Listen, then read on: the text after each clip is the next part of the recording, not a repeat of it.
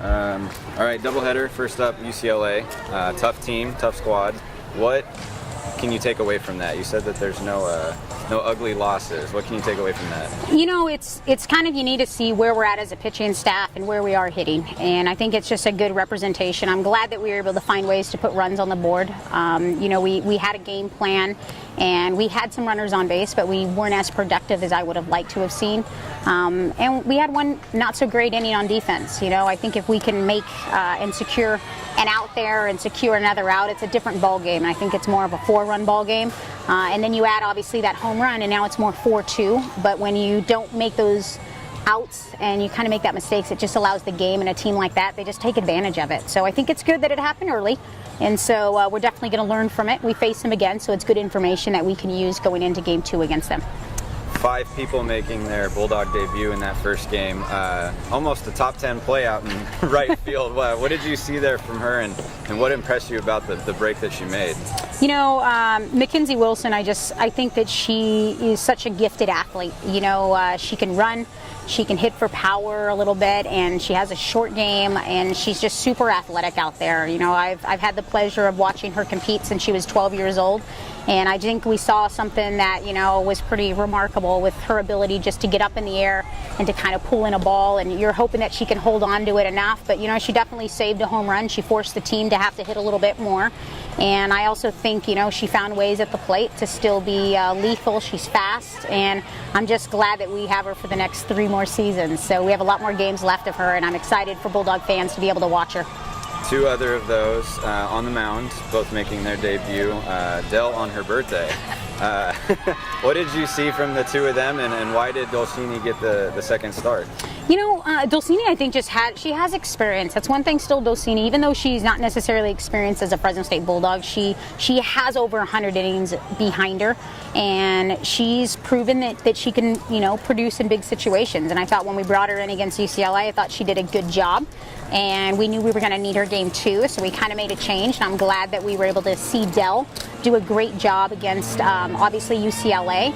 And even in that, you know, even in game 2, they found him. We're going to need all 3 of them. All of them are remarkable. They have the capability of going a full distance as well as being able to close or start. So I think we're definitely lucky, but we are thin in that position.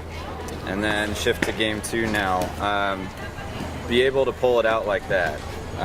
Kind of going back and forth, you lose momentum, you get it back. What did you see from your team and the kind of the no quit mentality they had? You know, I will always say we're a scrappy, blue collar, gritty team. You know, you're going to have to do a lot more things to put us away, and that was, I think, the difference. Is UCLA put us away when we made mistakes, and UTA wasn't able to, and they gave us that opportunity. I wish we would have been able to get ahead early like we did, stay ahead and kind of put more runs on the board.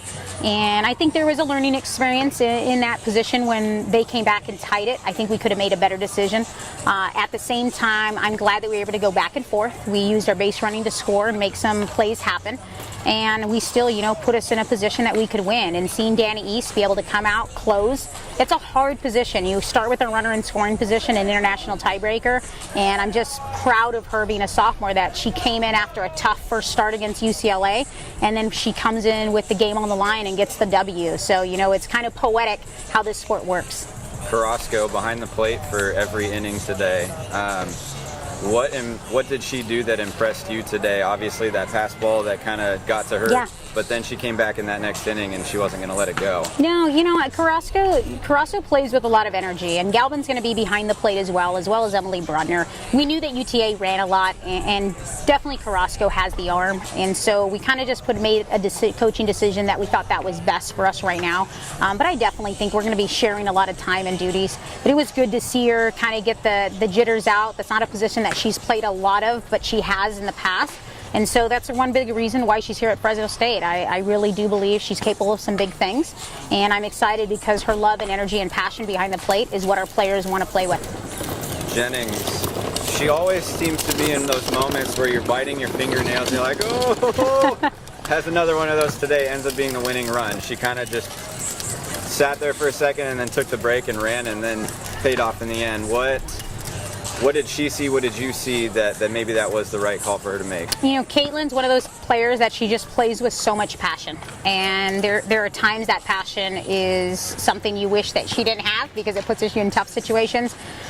But today, I'm glad. I'm always, you know, she works hard. She's a great representative of Fresno State. She loves what she's doing. She's willing to sacrifice and do whatever it takes for the W. She kind of got caught off. I think she thought it was going to get further through, and now she got stuck, and she went with a gut call, and she went hard into home plate, and she sacrificed her body to make sure she could take that catcher out and put him in a position where they couldn't get her out or get the tag down. And that's the type of play that you want, somebody that can kind of, you know, it's like a quarterback that should have maybe just thrown it away and they scramble and all of a sudden they go and break something out. You just maybe don't always want it, but it's one of those things. Today, I'm super glad she did it, and I'm always glad that I get to coach Kaitlyn Jennings. Last question, 2 up tomorrow. What do you see that makes it a tough matchup both games tomorrow? What is tough, and what are you going to have to do to pull out wins? You know, offensively, I'd just like to see us get going. You know, I don't think we've yet established who we are offensively, and that's something that I definitely want us to grow a little bit with.